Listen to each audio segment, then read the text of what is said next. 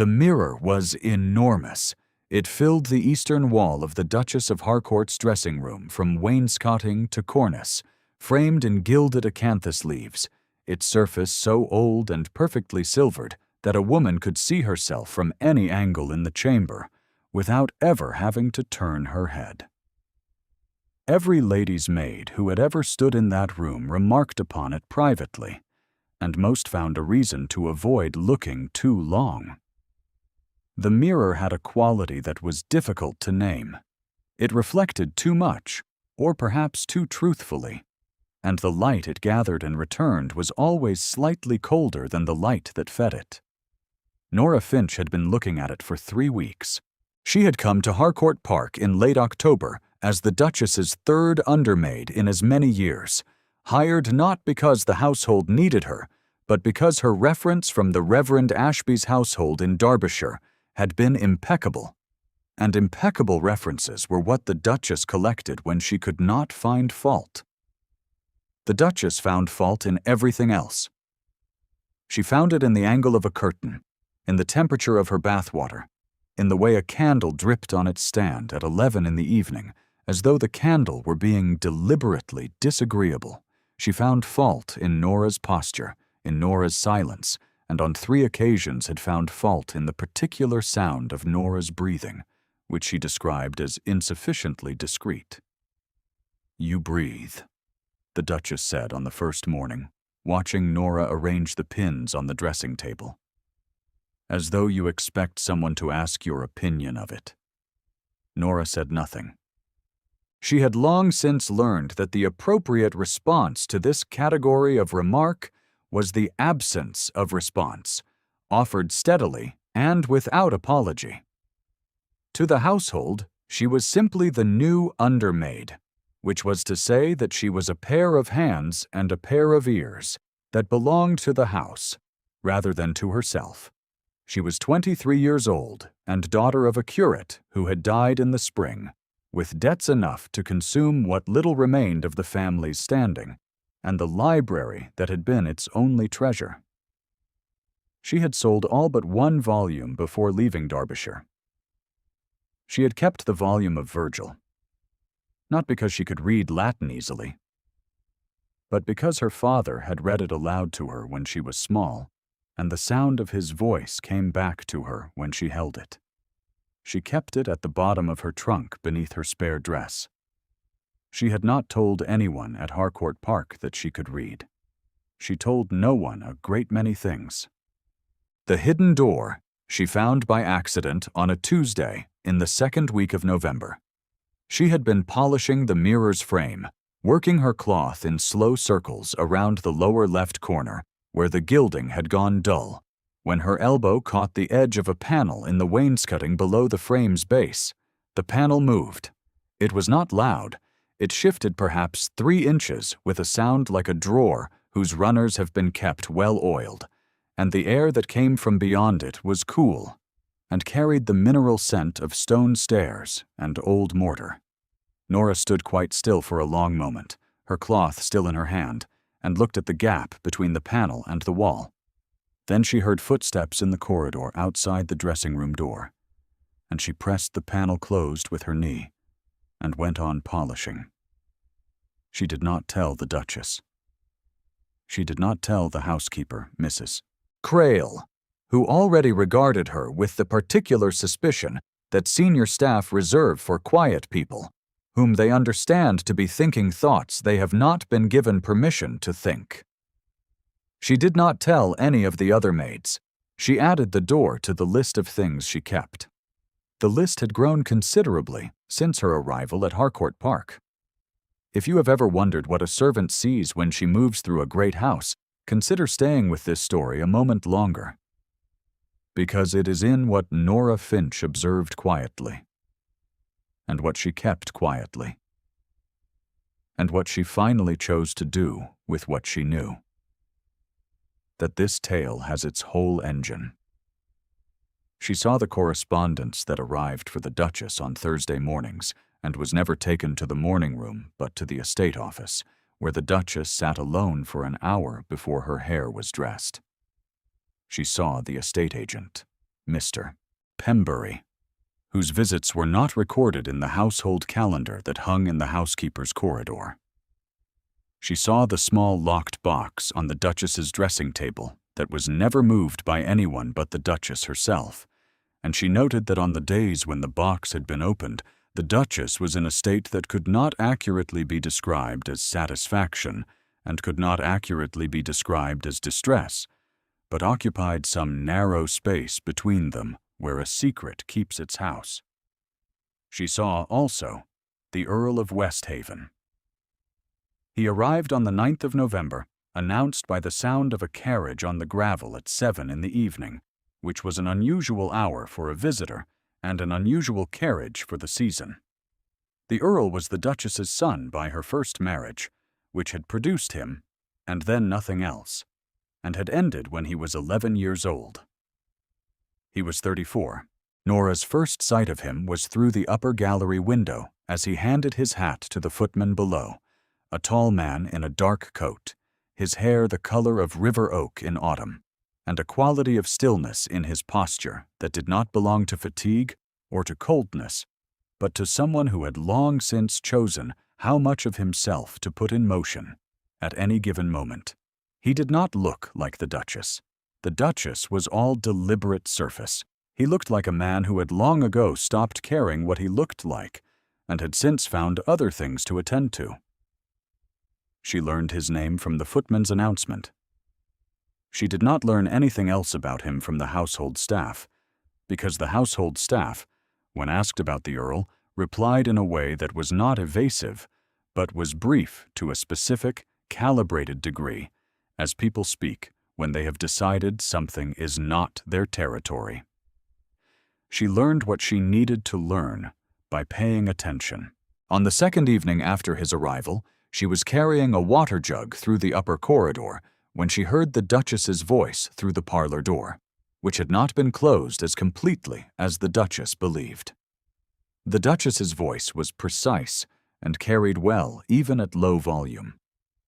She was saying something about timing, about the estate accounts at Westhaven Priory, about an arrangement that had been delayed but could be delayed no longer.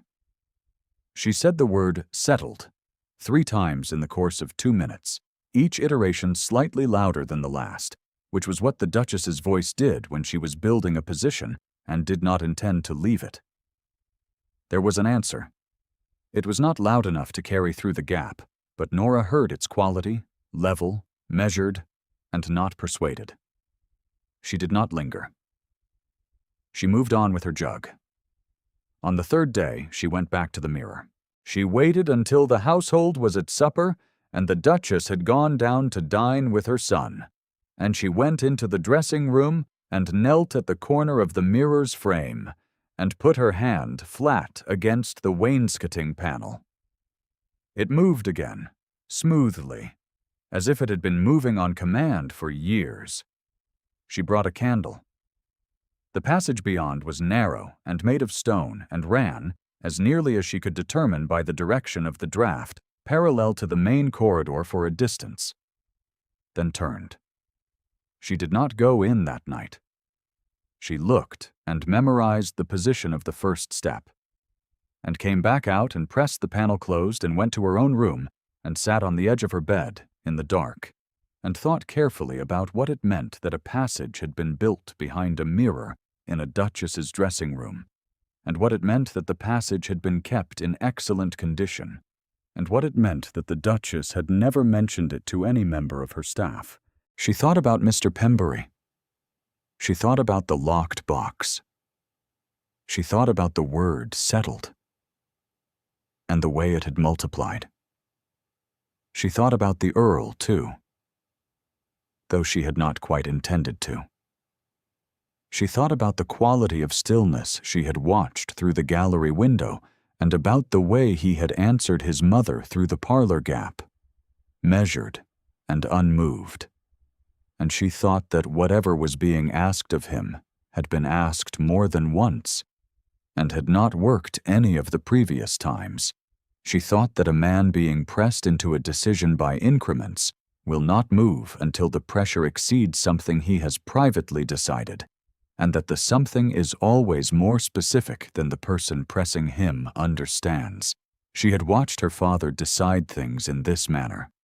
She had watched him sit very still with a ledger or a letter and be absolutely certain, from his stillness, that there was nothing to be done, and then watch him stand. And that was always when there was something to be done, and he had found what it was. She had learned from him that the quality of a decision that has been arrived at honestly is that it does not feel like bravery. It feels like the only available next step. She made a decision. It was not the decision most people would have expected of a 23-year-old undermaid with a dead curate's debts, and no family left to consult, and nothing to rely on but a set of quiet observations and a volume of Virgil she was not supposed to be able to read. Most people would have decided to say nothing, to keep the door as she had kept all the other things, to spend out her service quietly and ask for a reference at the end of it that was as impeccable as the one she had arrived with. Nora Finch decided to understand what the door was for. On the following Thursday, when the household was engaged with the week's deliveries and Mrs. Crail was in the linen room conducting her weekly count, Nora went into the passage. The stairs went down 2 flights. The passage ran beneath the main corridor and then beneath what she calculated was the estate office, and it ended at a second door, this one without a panel mechanism, but with a keyhole and a handle, both well-maintained and recently oiled. The door was locked. She put her ear to it and heard nothing. She examined the keyhole, which was a particular design she recognized from her father's church vestry, a ward lock of middling quality, not designed for serious security, but for privacy. She had watched her father open the vestry lock with a bent wire on 3 occasions when the key had been mislaid. She was in that room within 2 minutes. It was a small chamber, stone-floored, lit by a single narrow window set high in the outer wall. It held a writing table, a chair, and 3 shelves of documents in leather folders, neatly organized and dated. On the writing table was a ledger. She opened it and read quickly, because she did not have time to read slowly, and she had always been able to read quickly. What she found was not dramatic in its presentation. It was a series of numbers and dates and names set out in a careful hand, and it would have told an uninformed reader nothing at all. Nora knew what the names referred to.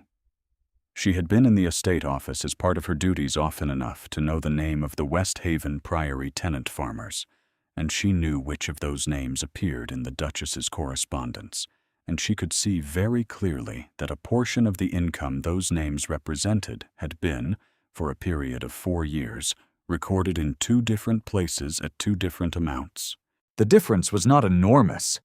It was the kind of difference that had been designed to be absorbed into the noise of a large estate's accounts, small enough in any given quarter to be attributable to error or rounding, substantial enough across 4 years to amount to a figure that had a specific and uncomfortable meaning.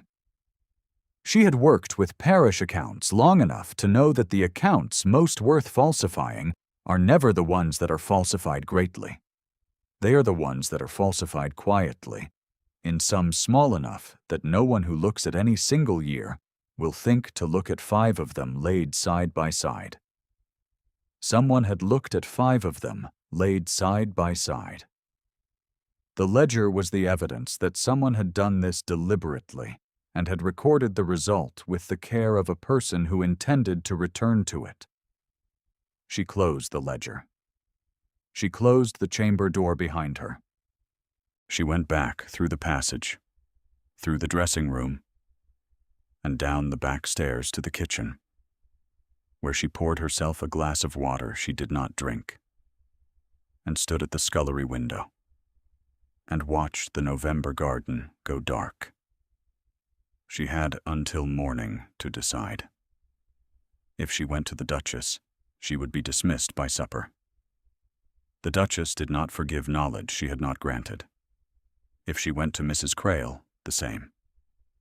If she went to no one, the Earl of Westhaven would make whatever decision his mother was attempting to force upon him without knowing that the accounts he was being asked to sign over or ratify or settle had been falsified for 4 years in a private room that no member of the household knew existed, and the income from his own tenants had been drawn off through that falsification. She stood at the window until it was fully dark outside and fully cold. Then she went upstairs, dried her hands, and went and knocked on the library door. The Earl was alone. He was standing at the window with a glass of something he had not touched, and he turned at the knock and looked at her with the particular attention of a man who has expected to be alone and is not certain whether the interruption is better or worse than the solitude. "I beg your pardon, my lord," Nora said. "I have come about the mirror." It was not what she had planned to say. She had planned something more carefully structured, something that moved from fact to fact in a logical order that could not be refuted. She was 3 days from having gone into a passage behind a duchess's mirror, and she was standing in a library in front of a man who had a quality of stillness that made her want to be precise. And the mirror was the beginning of the thing, so she said the mirror. He did not dismiss her. That was the first thing. He set his glass on the nearest surface, which was a small occasional table that held a candelabra and a stack of correspondence, and he looked at her for a moment with an expression that was neither skeptical nor credulous, but carefully attentive, which was not what she had expected from a peer being addressed by an undermaid at 9 in the evening. "What mirror?" he said. His voice was level. It did not go up at the end in the manner of a question that expected to be amused. It was the voice of someone who had learned to ask questions that were actually requests for information rather than performances of inquiry. She told him about the mirror. She told him about the door, and the passage, and the stairs, and the chamber, and the ledger. She told him the specific names that appeared in 2 different columns at 2 different figures. She told him the years. She was not sure how long she spoke. She was aware of the fire in the grate and of his stillness across the room, and she was aware that she was committing a transgression of considerable magnitude by being here and saying these things, and she was also aware that it was the right thing to do, which was not the same as the comfortable thing or the safe thing, but was the thing her father would have recognized without requiring an explanation. When she finished, the Earl said nothing for a moment. He was looking at a point somewhere to the left of the fireplace, which she understood was not inattention, but thought. Then he said, "You read." It was not the question she had expected. She said, "Yes, my lord." "The accounts," he said. "You understood them?" "Yes, my lord." "My father kept accounts for the parish. I assisted him from the age of 9. He looked at her then, directly, and she had the vertiginous sensation of being seen by someone who was not categorizing her, but simply registering what was there. It lasted perhaps 3 seconds. Then he said, "How long have you known about the room?" 3 weeks, she said. "Since the day I found the door. I did not enter until I had decided what I would do." "And what have you decided?" he said. She met his eyes. "To tell you," she said, "and then to accept whatever consequence follows from it." He was quiet for a moment. Then he said, "Sit down, Miss Finch." She sat. It was the first time anyone at Harcourt Park had asked her to sit. He brought his glass from the occasional table and stood with it near the fire, and he asked her 3 more questions about the accounts, each one more specific than the last, and she answered all 3 without hesitation. He did not write anything down. She understood that he did not need to. When he had finished asking, he said, "You will not return to the Duchess's dressing room tonight. You will go to your room, and you will say nothing of this to anyone in the household. In the morning, I will send for you." It was a command. It was phrased as a command. The word "will" was used 4 times, and the word please was not used at all. She understood nonetheless that he was not issuing an order to a servant, but speaking to someone he had decided to trust with his intentions, which was a different thing entirely, and one she was not certain he had done recently with anyone. She stood. "Yes, my lord," she said. "Miss Finch," he said as she reached the door. She turned. He had not moved from the fireplace. He was looking at her with the same quality of attention he had brought to everything she had said since she came in, which was the quality of a man who had decided some time ago that listening was worth more than the performance of listening, and who therefore listened in a way that was somewhat startling when you encountered it in a room where you had expected to be doubted. "Your discretion," he said, "has been exact." It was not the word she would have chosen. It did not quite name the thing she had done, which had been less discretion than calculation, less concealment than waiting until she knew what she was looking at. She thought her father would have recognized the distinction. She did not make it aloud.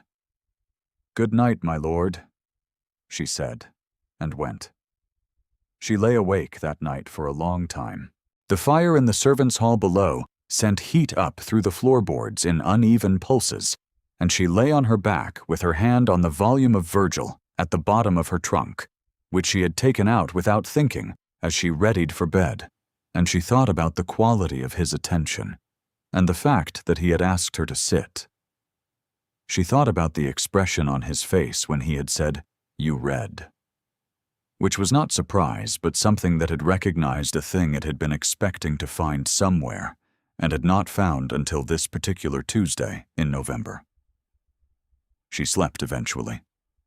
She dreamed nothing she could remember.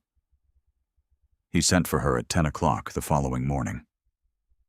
The footman delivered the message to Mrs. Crail, who received it with a rigidity in her shoulders that was more eloquent than any comment she permitted herself to make, and who told Nora to present herself at the library and to make certain her cap was straight. The Duchess was not in the library.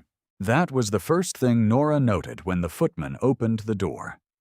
The Earl was at the writing table, and across from him sat a man she did not know, 60 years old, perhaps, with the careful paper-dry manner of a solicitor who has been practicing long enough to be surprised by very little. There was also, on the writing table, the ledger from the hidden chamber. She understood without being told that he had gone into the passage in the night. The Earl rose when she came in, which was another thing that did not happen in her ordinary experience of entering rooms at the instruction of their occupants. He said, "Miss Finch, this is Mr. Alton, who is my solicitor in London and has come down at short notice. He would like to ask you some questions, with your consent." She noted the phrase, "with your consent." She noted it the way she noted everything, steadily and without display. "Of course," she said. Mr. Alton's questions took 40 minutes. He was precise, and she was precise, and they proceeded through the 3 years of accounts she had examined without either of them using the word fraud, which she understood was because Mr. Alton was a man who did not use specific legal terms until he was prepared to back them with specific legal instruments. When he had finished, he made a note in his own small ledger, capped his pen, and said to the Earl, "The evidentiary weight is sufficient." He said it as though he were commenting on the weather, which she was beginning to understand was what precision of that kind looked like in practice. The Earl thanked him and asked him to wait. Then he turned to Nora and said, "The Duchess does not yet know that the chamber has been entered. She will be informed this afternoon. I am asking you to be present at that meeting." She looked at him. "As what, my lord?" "As the person who found the door," he said, "and who knew what she was looking at when she opened the ledger." She was aware of a warmth in her face that she would not have chosen to produce. she said. "I should tell you, my lord, that when the Duchess is informed, she will dismiss me." "Yes," he said. "I expect she will attempt that." She noted the word attempt. The meeting with the Duchess took place in the estate office at 3 o'clock that afternoon. The Duchess arrived expecting to discuss a matter of accounts with her son and his solicitor. She arrived in the ice-blue morning gown she reserved for occasions when she intended to be right about something, and she took her seat behind the writing table, and she found the ledger open before her, and she found her son and Mr. Alton. And, standing near the door, with her hands folded and her cap perfectly straight, the undermaid she had hired 3 weeks ago for the quality of her references. The Duchess looked at Nora for 3 full seconds without speaking. Then she said, "To no one in particular, and to the room in general. She is a servant, and nothing more." The Earl did not look at Nora. He looked at his mother. He said, "Miss Finch, would you describe what you found in the chamber, and when?" Nora described it. She had the advantage of having described it once already, which had allowed her to find the shape of it, the order that moved from fact to fact without additional weight, the way her father had always described a thing he needed to be believed, plainly, in sequence, and with enough specific detail that the listener could not plausibly pretend they had heard something different. The Duchess said, twice more during this recital, something to the effect that Nora's testimony was inadmissible by virtue of her position, that the accounts could be explained, that any competent solicitor would understand the system of notation, and that the appropriate response to a servant's speculation was to send her back to the kitchen. Each time she said this, the Earl looked at her steadily and waited, and then asked Nora to continue. When Nora had finished, Mr. Alton spoke briefly about the nature of what he had observed in the ledger and what he intended to put before the appropriate parties. He used, at last, a legal term. He used it once, quietly, and the Duchess's fan, which she had been holding at a measured height throughout the meeting, came down an inch. Then the Earl said, "Miss Finch's observations are what brought this to light. Her record with the household has been impeccable." He said the last word without any particular emphasis, but Nora heard in it the faint ghost of a deliberate choice. "She will be retained in this house, and her position will be altered. Mr. Alton will draw up the particulars." The Duchess looked at him. Her voice, when it came, was very quiet. "You cannot be serious." "Miss Finch," the Earl said, without looking away from his mother, "is the most serious person in this room." The Duchess's fan did not move again. She looked at Nora with the expression of someone who has built a very careful structure and has discovered too late that one of the stones in the foundation is the wrong shape, and that the structure has been accommodating the wrong shape by leaning, and that the leaning has become load-bearing in a way that cannot be corrected from this side of collapse. She did not speak for a long moment. Then she said, to her son, and not to Nora, "She is a curate's daughter, with nothing. She is a woman," he said, "who reads and thinks, and tells the truth at considerable personal cost." A pause, "which puts her above most of the people in this county, and a great deal above the conversation we are currently having." He stood. Nora stays. The room was very quiet. Mr. Alton made another note in his small ledger, with the air of a man who has witnessed many things and found most of them less interesting than the current proceedings, but who would not say so. The Duchess stood. She was very controlled in the way of a person who has decided that control is the only remaining currency. And she left the room without looking at Nora. And the door closed behind her with a sound that was not quite a slam, and was not quite not a slam. Mr. Alton gathered his papers. The Earl walked to the window.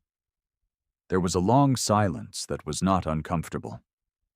Outside, the November garden was stripped and gray under a white sky, and there was a quality to the light that suggested the season was in the process of deciding whether to snow. The Earl said, without turning from the window, "I have been at Westhaven Priory for 4 years, with accounts that did not balance and could not be explained, and I have been told by everyone in a position to tell me things that the explanation would arrive eventually." He paused. "It arrived 3 days ago, through a passage I did not know existed, carried by a woman whose name I did not know this time last week." Nora said, "You would have found it eventually, my lord?" He turned from the window. "Would I?" he said. It was not quite a question and not quite an agreement, and there was in his expression a quality she had not seen in it before, which was something very close to the expression a person puts on when they have been carrying something for a long time in the wrong posture and have only just been permitted to set it down. She said carefully, "The accounts would have told you in time." "The accounts," he said, "have been telling me for 4 years. I did not know how to hear what they were saying." He looked at her steadily. "You did." She did not look away. She was aware of the fire in the grate, and of the solicitor packing his case by the door, and of the particular quality of his attention across the room, which had not changed since the evening before, except that there was less distance in it now, as though a deliberate interval had been narrowed without either of them taking a step. "I had the advantage," she said, "of my father's instruction. What did your father teach you?" She thought for a moment. "That numbers do not lie," she said. "People arrange them to lie, but the numbers themselves want to be in their proper places.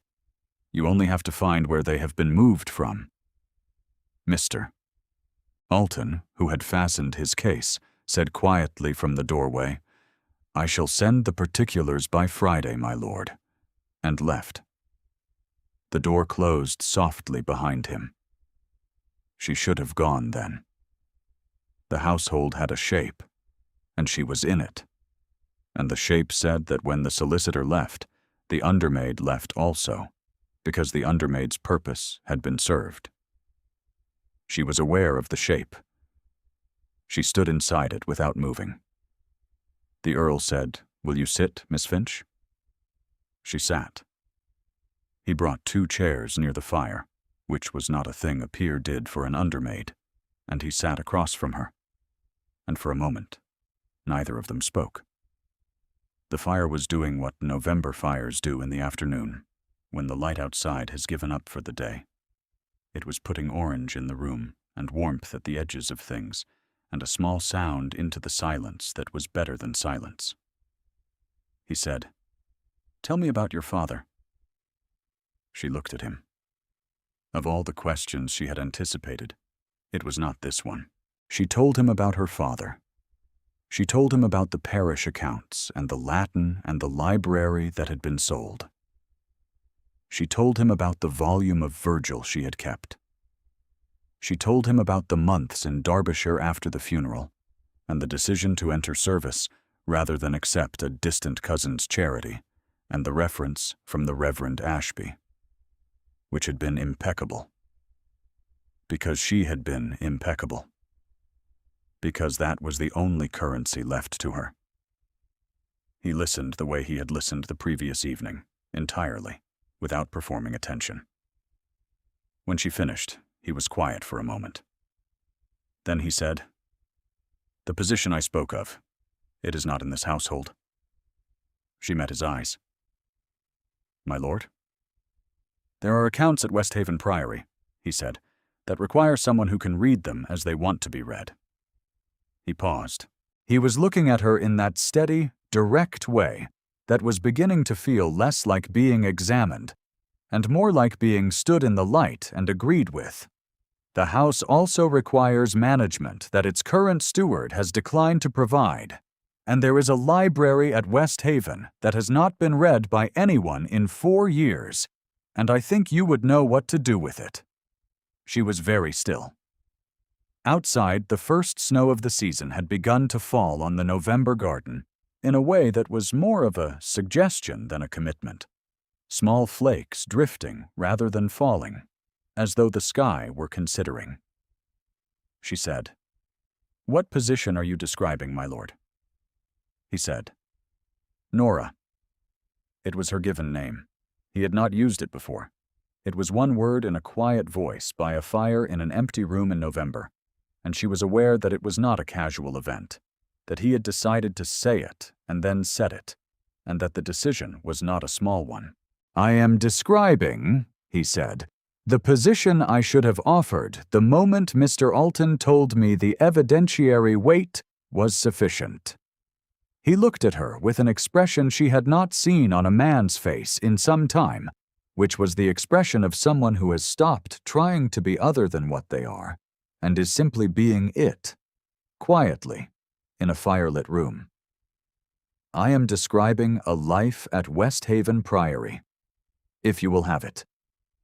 She had been trained by 3 weeks in the Duchess's household to keep her face still under circumstances that would have moved most people. She kept it still now.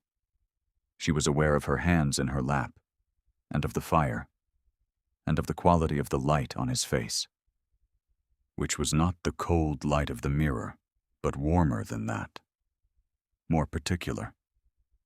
The kind of light that does not reflect what it finds, but simply illuminates it. She said, "You are asking a great deal of a woman you have known for 2 days." "I have known you," he said quietly, "for the length of time you spent deciding what to do about the door, which I think is longer than 2 days." She considered this. It was true, in the way that precision is true, naming the thing accurately, even if the thing had not yet had a name until the moment of naming. She said, "And the Duchess?" "The Duchess," he said, "will come to understand that the arrangement at Harcourt Park has concluded." She let out a long, careful breath.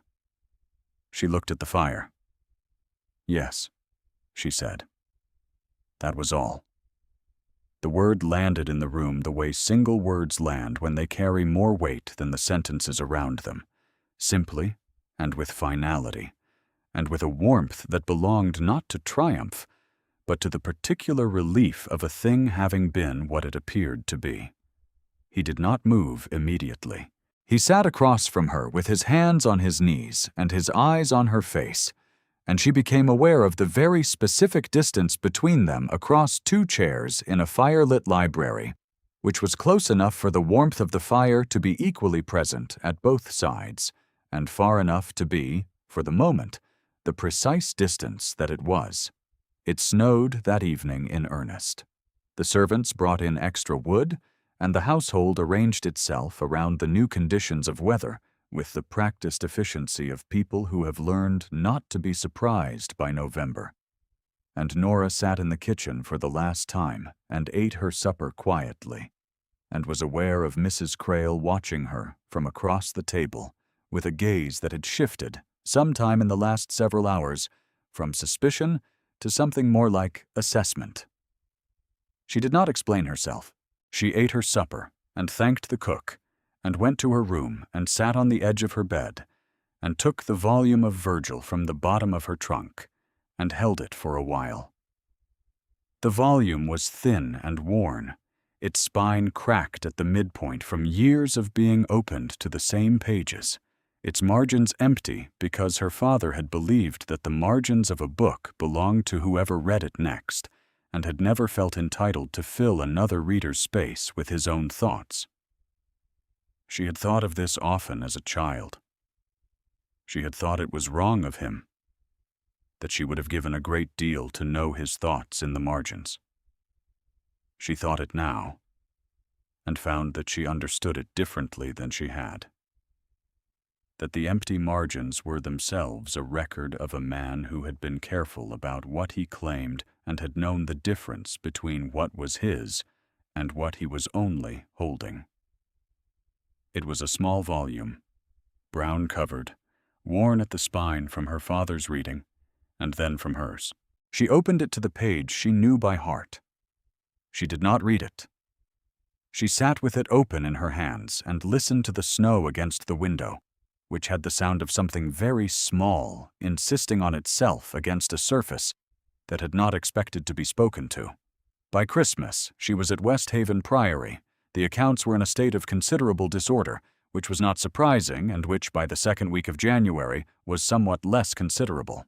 The library had not been dusted in 4 years, and the process of attending to it required 2 full weeks and produced, among the dust and the cold and the afternoon light through tall, uncurtained windows, a shelf of natural philosophy, a complete set of Johnson, and on the lowest shelf behind a stack of estate maps, a small, brown-covered Virgil, water-stained but intact, that had belonged, according to the flyleaf, to the 6th Earl of Westhaven, who had purchased it in Rome in 1798, and read it, to judge by the marginal annotations, with great attention.